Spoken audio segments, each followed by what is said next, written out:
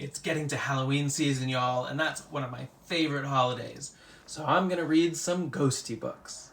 But don't worry, I don't think any of them are too scary. We'll start with Georgie and the Noisy Ghost by Robert Bright.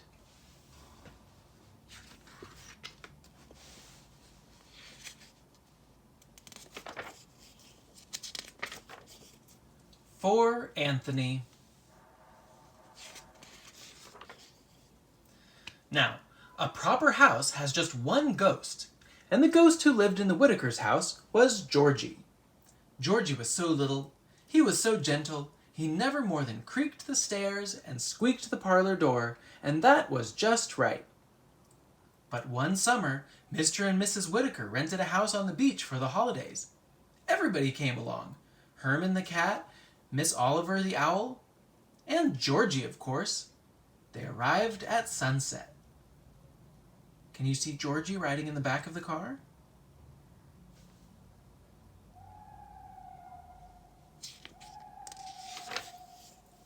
First thing, Miss Oliver found a handy tree for herself, and Georgie explored his nice new attic.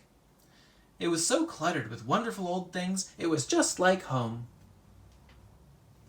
Downstairs, Herman made friends with a mouse who lived behind a grandfather clock, and they both watched Mr. and Mrs. Whitaker take out the little boat that came with the house. Mr. and Miss Whitaker had such a good time rowing around, Miss Oliver had to fly out and hoot to remind them how late it was. Then they went to bed and to sleep just as usual, and the grandfather clock struck 10. And after that it struck 11, and there was nothing wrong with that. But when that grandfather clock struck 12 times, somebody came up the cellar stairs and opened the cellar door. He wore big boots that thumped and a big sword that rattled. He marched straight to the front stoop and howled. He howled! He howled 7 times before he marched back down into the cellar. Upstairs, Mr. and Mrs. Whitaker woke up with a start. They thought it was the wind that was howling and pulled the covers over their heads. But Georgie and his friends knew there was another ghost in the house, and he looked to be the noisiest and scariest ghost they had ever seen. But the mouse, who knew all about him, said that he wasn't scary at all. He was just noisy because he was unhappy. His name was Captain Hooper, and he had sailed the stormy seas in his time. But although he was a good captain, he had never managed to be a hero. So nobody had ever given him a medal. That's why he gloomed in the gloomy cellar and thumped and rattled and howled every night at 12. He wanted everybody to know how unhappy he was. And he wasn't about to stop until somebody gave him a medal. But how could anybody give a medal to a big noisy ghost who woke up the Whitakers way past bedtime?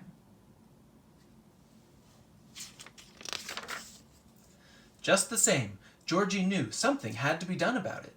He and Herman ransacked the attic until they found slippers and a nightshirt. They left them in the cellar while the captain slept. But his boots and sword they hid away so he couldn't find them again.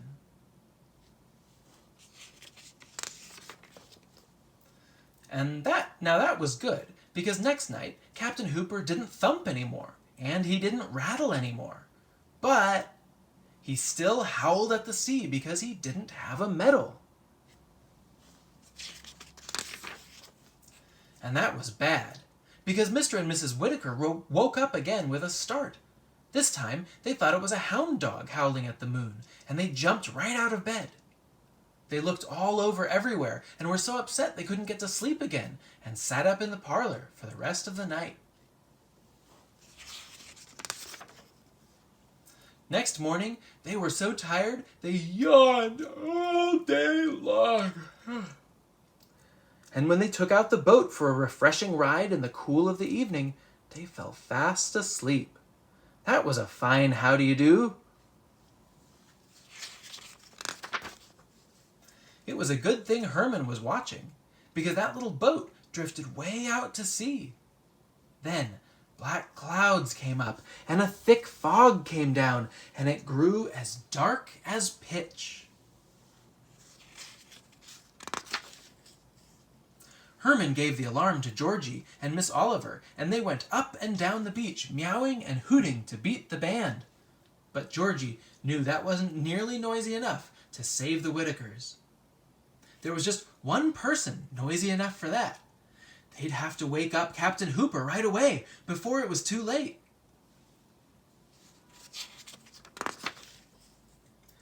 Now Herman meowed, but that didn't wake the captain.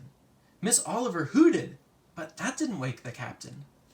But Georgie fetched a frying pan and a big spoon. Georgie beat that pan 12 times with the spoon, and that woke up Captain Hooper. They told him that Mr. and Mrs. Whitaker were lost in a boat at sea, and that only he could save them. But he would have to howl louder and longer than he had ever howled before.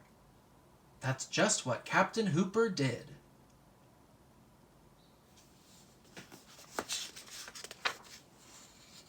Far out at sea, Mr. and Mrs. Whitaker woke up with a start. And what a surprise to find they weren't home in bed. But they weren't scared because they heard the familiar sound that had waked them. This time, they knew it wasn't the wind and it wasn't a hound dog. So they decided it must be a friendly foghorn, and Mr. Whitaker knew exactly which way to row. Now, Captain Hooper wasn't a foghorn, but he was louder, and he was a hero because he saved the Whitakers. Up in the attic, later on, Georgie himself gave Captain Hooper a medal, and everybody cheered.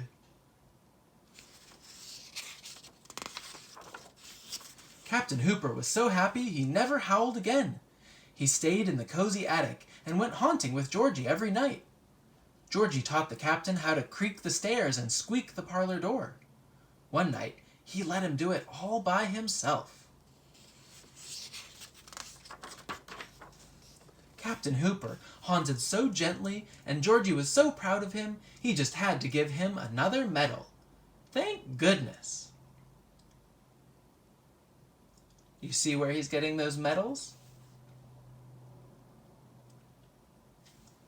Christmas tree trimmings. They're ornaments.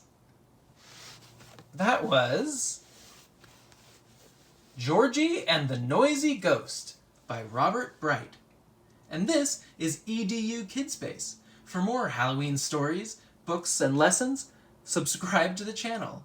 And you can hit the little bell button to be notified when I post new videos. If there's something in particular you'd like to hear about, leave us a message in the comments or send us a message on the channel.